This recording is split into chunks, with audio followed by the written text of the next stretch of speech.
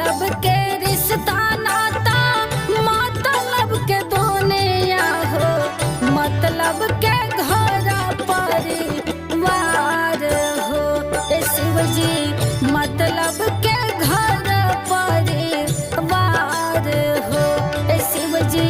काहे रचला माया के बाजार हो।